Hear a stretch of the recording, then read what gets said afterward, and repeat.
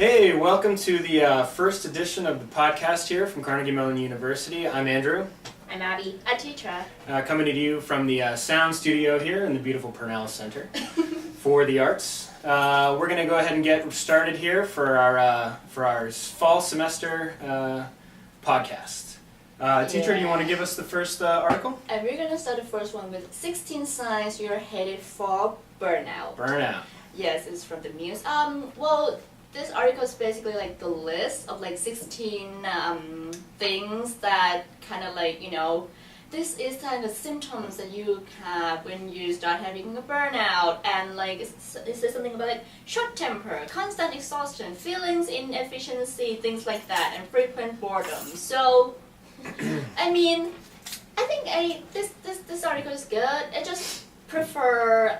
Well, when I read it normally, like personally, I would think like, okay, this is good. If like for the person who cannot actually diagnose themselves, they have burnout. But I would, yes, definitely. But I would prefer like looking for something that's like, so when you have a burnout, so how can we deal with our burnout situation like that? This article is clearly more interested in diagnosing rather than treating. So it's well timed, I think, at the beginning of the semester. A lot of people are probably hopefully not quite there yet, and it's a good reminder of things to look out for. I think it's interesting that it's from Lifehacker. That is actually the list is out of that website. Mm-hmm.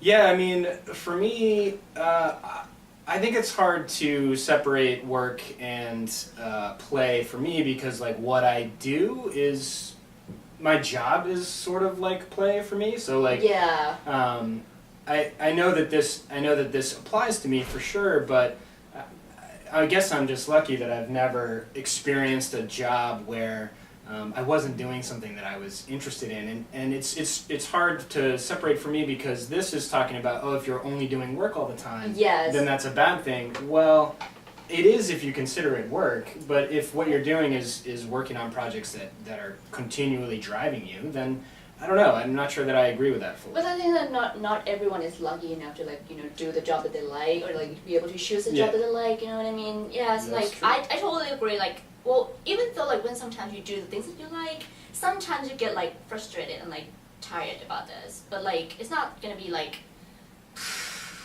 anything like that. Yeah. What do you think, Abs? I find this article hilarious, kind of. My mom is a standard person. She works at a real estate office. She loves her job because it supports our family, but I think that's not. My mom likes to quilt, like that would be play for my mom. So like, I really want to send her this and say, hey, have you ever thought that maybe this is your whole life, And so for me, I find this interesting because I find this fascinating for myself because I think especially in school there are a lot of projects that you are assigned to.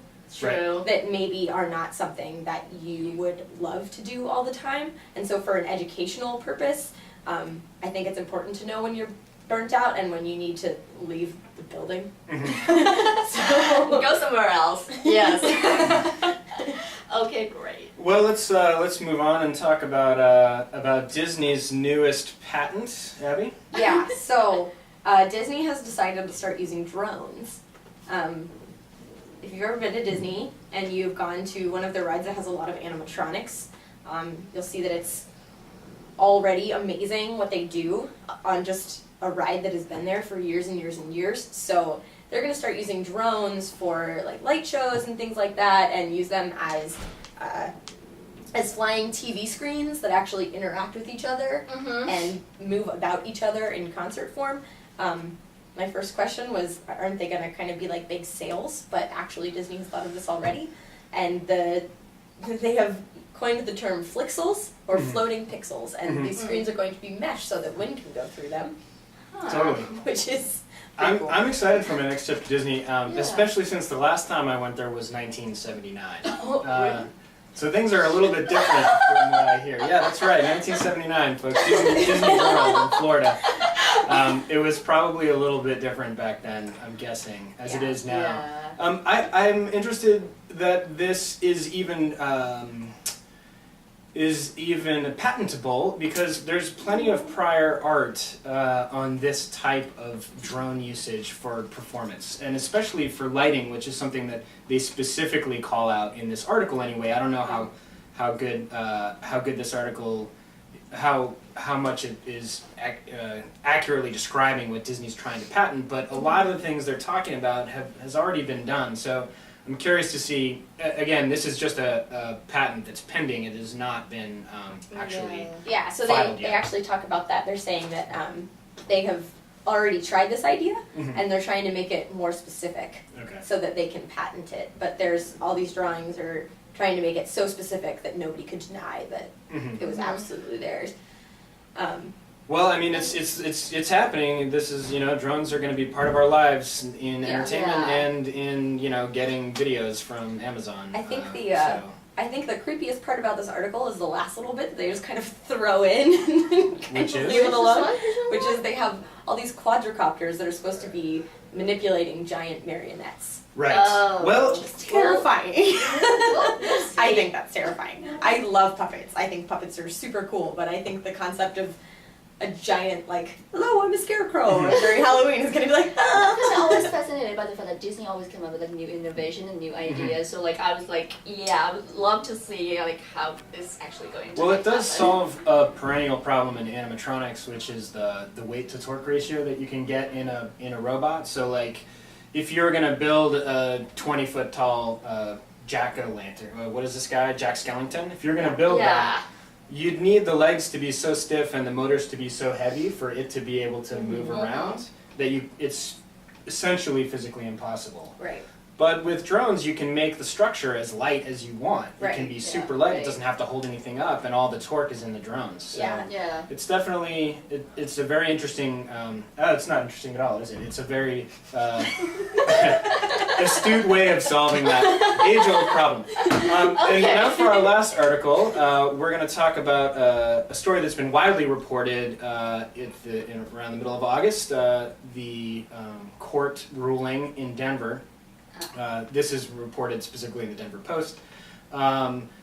About a lawsuit that was brought by the survivors of the victims of the Aurora Theater shooting against the theater owner, Century Theaters, I believe, ruling that the theater should have taken precautions on that specific event night against something like that attack happening. That they could have had prior knowledge that sort of thing might have happened, and therefore are possibly liable. Now, the ruling only gives the right of the plaintiffs to go forward to a jury trial. It's not like the judge decided that that's true. It's only that the process can move forward. I personally think this is really crazy and almost a little bit disheartening that this is the way that our society tends to try to deal with these problems, is litigiously. Yes, I believe that theaters should, like, every time we go and plan a theater or a public space, we go to great lengths to make sure that the audience is as safe as possible in the event of an emergency. An emergency being any number of things that would require swift action by the audience to get out of the space. Like, it's terrible and to think that this might be one of the things that we lump in with that. Right. But I don't personally see how it's different. And going after the person, the entity in a tragedy like this that has the most money to give away is just, Yeah. it's a particularly American way of looking at tragedy that bothers me a lot. Yeah, that bothers me a lot too. I think it's really unfair to take somebody's mental instability and decide that it was predictable. Especially for something like going to the movies. I mean, when was the last time you went to a movie and saw somebody you knew in there and was able to know what's going on inside their head just watching a movie?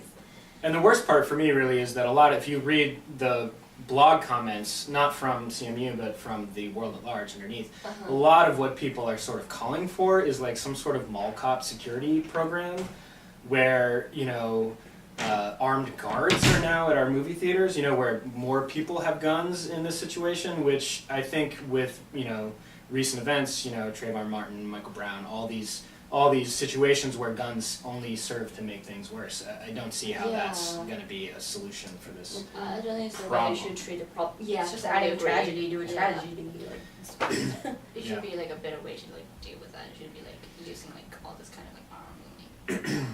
So I think that draws our first session to a close. Thank you for watching, and we'll be back with another segment in just a few minutes.